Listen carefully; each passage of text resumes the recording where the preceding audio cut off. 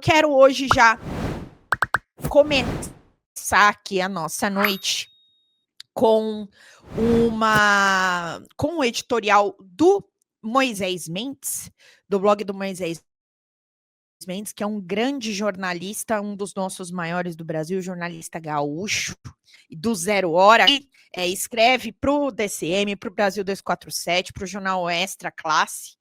Então, eu quero trazer aqui um trechinho desse texto dele falando do Tarcísio. Pois é, gente, o Tarcísio é tema essa semana, né? Não teve jeito. Então, eu vou trazer para vocês aqui o Make Coca-Cola Great Again, né? Vocês lembram do que ele falou sobre o metanol aqui em São Paulo? Então, após se desculpar pela piada sobre o refrigerante preferido, no dia em que começarem a falsificar a Coca-Cola, eu vou me preocupar. Tarcísio de Freitas deixou um aviso no vídeo que produziu. Não é a primeira vez que eu venho aqui pedir desculpas e não será a última. É quase uma ameaça. O extremista moderado já admitiu em discurso trepado no caminhão de Malafaia que não seria nada da política sem Bolsonaro. Já colocou na cabeça em êxtase o boné da América Grande de novo, America Great Again, de Trump. Já disse também no trio elétrico de Malafaia que Alexandre Moraes é tirano e ditador. E agora confessou que não está nem aí para as mortes por metanol, como não estava quando sua política matava negros e pobres na Baixada Santista, porque só bebe Coca-Cola, e Coca-Cola normal, com açúcar. Tarcísio é o tiririca do bolsonarismo. Como governador, não produziu até hoje um fato que marque o governo. É alienado em relação à presença do crime organizado em São Paulo, onde o PCC lava dinheiro na Faria Lima, impostos e empresas de ônibus. É inconfiável para o bolsonarismo e para o próprio Bolsonaro por não conseguir se impor, apesar do cargo que ocupa, como um nome capaz de enfrentar Lula em 2026. A piada da Coca-Cola dá a dimensão da sua figuração dentro da direita. Quando a população esperava uma manifestação forte do governante, o sujeito avisou que tomar Coca-Cola normal e o resto que beba o que quiser, porque essa não deve ser a sua preocupação. Então, a ameaça de que outro pedido de desculpa pode ser feito logo adiante é sua porção de sinceridade meio a vacilos, omissões e exposição de incompetência, como quando do assassinato do delegado Rui Fontes, um servidor jurado pelo PCC, que não dispunha de nenhuma proteção do Estado. Tarcísio de Freitas diz no vídeo com um pedido de desculpas que sua fala foi mal interpretada. Se foi, não precisava pedir desculpas. A falta foi muito bem interpretada. O que ele quis dizer é isso mesmo. O negócio é beber Coca-Cola e arrotar um poder que nem Malafaia respeita. Então, quis trazer esse texto do Moisés Mendes, porque, gente, não demorou nem 72 horas, como diriam os bolsonaristas, para que o Tarcísio fosse lá novamente causar e falar besteira de novo. Na verdade, não é nem que ele falou besteira, mas Sóstenes Cavalcante foi lá ontem na Câmara dos Deputados, em meio à votação das taxas, dizer que Tarcísio havia contribuído para que aquele momento acontecesse. Só um minutinho, peraí. Meu gato não para de miar, gente, é uma loucura. E aí o que acontece? Qualquer dia vai vir a Luísa Mel no meio da live aqui, achar que eu deixo meus gatos soltos, que eu tô no meio da Amazônia, mas não é, gente. Eles essa hora, eles são carentes, eles querem minha atenção. E o que acontece? O Tarcísio de Freitas veio, obviamente, é um manipulado pelo clã Bolsonaro, veio do Rio de Janeiro, infelizmente, para o meu querido estado de São Paulo, qual sou nata em sua capital. Mas, antes de tudo, é importante dizer o quanto a extrema-direita ela vai levantando os seus representantes e os seus algozes, e através de toda aquela máquina que a gente conhece, que eu falei ontem, aquele colonialismo digital e as fake news, porque Tarcísio nada fez. Tarcísio nada fez no Rio de Janeiro e nada fez até agora aqui em São Paulo.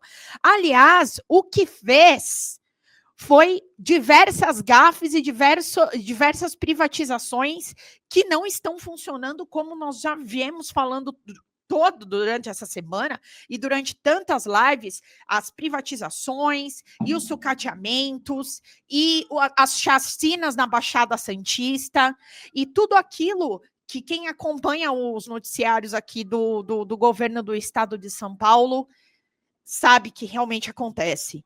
Então, Tarcísio, em sua incompetência, não consegue nem ter carisma para poder agradar aqueles que governam. É impressionante a cara de pau que ele teve com relação às mortes por metanol, que só crescem e que ainda estão em investigação. Além de tudo, na investigação sobre os casos da atuação do PCC na Faria Lima, ele ainda teve a coragem de dizer que a facção não estaria envolvida nessas falsificações de bebida que aconteceram aqui, principalmente no nosso estado. Então, a que interesses o Tarcísio serve? Então, nós sabemos que são esses interesses da extrema-direita, e principalmente em meio a esses empresários paulistas, não só das fintechs e banqueiros, mas também o agronegócio, porque nós devemos lembrar que, no mais, ainda que ele seja o candidato representante de Bolsonaro, no caso das tarifas e das especulações feitas por Eduardo Bananinha e Paulo Figueiredo nos Estados Unidos, ele deu um passo atrás, ele recuou e mostrou que ele só segura a sua mão, ele só abraça o dinheiro, e ele não está nem aí simplesmente quem são os aliados do Bolsonaro, ele está preocupado literalmente com dinheiro, com os seus parceiros empresários aqui do estado de São Paulo, até o momento em que ele percebeu que ele estaria perdendo o apoio de muitos bolsonaristas por conta do comentário que ele fez, levado por esses empresários paulistas aqui, que perderiam dinheiro por conta do excesso de tarifa nas importações, do aumento dessas tarifas que iriam impossibilitar os seus ganhos. Então, é muito importante, eu tenho trazido muito Tarcísio de Freitas aqui, porque ele é esse fantoche criado pela extrema-direita e principalmente pelo clã Bolsonaro, que agora está mostrando a que veio que não é moderado coisa nenhuma, que não está nem aí coisa nenhuma. Então, queria começar essa noite com vocês falando sobre ele, porque aí nas pesquisas, querendo ou não, ele acaba sendo sempre comentado, sempre colocado em pauta, mas agora a sua face está sendo mostrada cada vez mais, e não há o que esconder.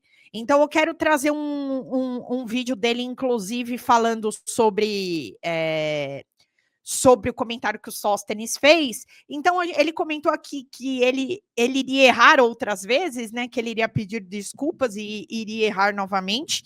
E olha, aí não é que ele acertou, ele errou de novo, pessoal. Ele errou de novo e errou hoje mesmo, e aí ele veio querer dizer que não estava envolvido com as articulações da taxação, sendo que nós lembramos muito bem quando ele estava em Brasília, com Gilberto Kassab, articulando sim, e nós comentamos isso, tanto que nós paulistas sempre dissemos, impressionante, que ele está preocupado com anistia, com PEC da blindagem, com o estado de São Paulo, no meio de diversos problemas, porque é o maior é o estado mais rico do país, não é o maior, mas é o mais rico do país, e ele está lá fazendo falcatrua para poder se reeleger no cargo que bem entender em 2026. Então, vamos lá, eu quero mostrar aqui para vocês o vídeo dele já, da desculpa do dia.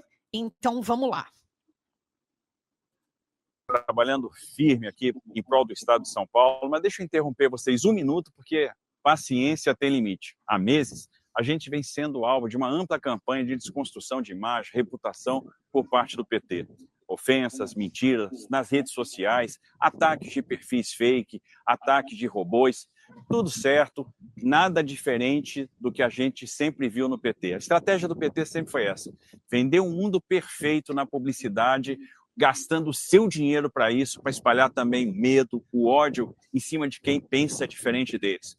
Mas eu quero chamar a atenção para um fato que beira o absurdo. Agora o PT quer me acusar de ter trabalhado para evitar que o governo cobre mais impostos da população. Estou trabalhando por São Paulo, para mudar a vida das pessoas, para fazer a diferença. É isso que a gente está fazendo, por exemplo, com a tabela SUS paulista, que está revolucionando a saúde do Estado. É isso que a gente está fazendo, trazendo tecnologia para combater cada vez mais o crime organizado, gestão séria, entregando obras que estavam paradas, enfrentando problemas de décadas, como a questão do Rodoanel, o metrô da linha 17, aquele metrô da Copa, a Cracolândia. Agora, ficar jogando uns contra os outros de forma absurda e querer que a população apoie aumento de impostos, e eram 10 impostos que iam ser aumentados ontem, ninguém, nem eu, nem o país vai apoiar. Já chega. Vamos parar de inventar culpado. Tenha vergonha, Haddad. Respeite os brasileiros, cortem gastos, pensem que a gente precisa governar, a gente precisa sair do palanque, a gente precisa trabalhar e fazer a diferença, que é isso que a gente está fazendo aqui em São Paulo. Então, como vocês viram, essa é a desculpa, né, do Tarcísio de hoje, essa é a desculpa dele. Eu quero só trazer um fato com relação a isso, sobre a Cracolândia. Ele comenta, bom, até ele só falou em obra, né? Vocês sabem por que obra? Porque obra dá para fazer esquema. Dá para privatizar, dá para fazer esquema, dá para fazer do jeitinho que eles gostam, né? Que eles falam que combatem, mas eles são os primeiros da lista a receber por isso. Afinal de contas, por que ele está tão preocupado do PCC estar envolvido e não com os casos de falsificação de bebidas alcoólicas, não é mesmo? Mas eu acho que, antes de tudo, falar da Cracolândia é algo extremamente delicado, porque a Cracolândia é um problema de saúde pública, não é um problema de segurança pública na cidade de São Paulo. Essas pessoas são adictas, elas estão em situação de vulnerabilidade. Nós sabemos que eles são usuários de entorpecentes e que eles acabam cometendo pequenos crimes e também alguns roubos mesmo por conta desse vício. Mas dizer que eles estão preocupados com a Cracolândia, que ele está fazendo algo pela Cracolândia? Sério? Colocaram um muro aonde os usuários ficavam, no meio do centro de São Paulo. Vocês acham que isso é se preocupar, é resolver o problema da Cracolândia? Colocar policiamento? Resolver o problema da Cracolândia? E aí, eu vou ser puxa-saco do meu ministro da Fazenda? Foi o que o Haddad fez com o De Braços Abertos, que colocou essas pessoas dentro de como se fossem albergues, hotéis, e dando condições de trabalho para muitas dessas pessoas e tratamento para aqueles que queriam. E esse programa acabou. Por quê? Programa social, gente, não dá dinheiro, né? Assistencialismo não dá dinheiro. Só que assistencialismo tira o povo da miséria. O assistencialismo da saúde, o assistencialismo da moradia. Agora, é engraçado a gente falar dar, né? Porque nós estamos falando de impostos que nós pagamos e que devem ser direcionados para aquilo que foram designados. E aqui ele vem falar sobre mais taxa, mais imposto. Nós estamos falando de fintechs, estamos falando de bancos, nós não estamos falando de vamos taxar aqui o cara que está levantando todo dia às 7 horas da manhã e pegando 2 ônibus e um trem para chegar no seu trabalho. Não é dessa pessoa que nós estamos falando. Nós estamos falando dessas pessoas a que os interesses o Tarcísio serve. Para isso que o Tarcísio está aí. Já derrapou diversas vezes com o próprio clã bolsonarista. E vocês devem se lembrar que, inclusive, teve comentário dos filhos do Bolsonaro falando justamente sobre essa derrapada que ele deu no momento lá do tarifaço. Por quê? Então, assim, é um cinismo, é uma manipulação fétida, isso não é cara de pau. Ele é um gangster, né?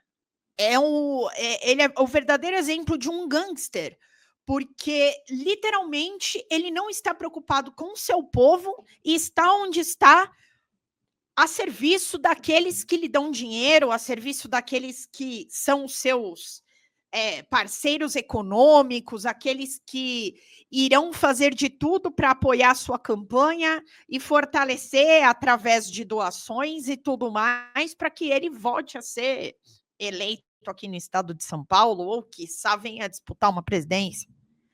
Então eu digo que nem os interesses dos seus aliados políticos ele está a favor. Aquela manipulação que ele fez no Congresso Nacional, que foi justamente envolvendo essa taxação também, com certeza esses interesses foram porque ele sabia que a fita dele não estava muito boa com os bolsonaristas que justamente o colocaram em voga.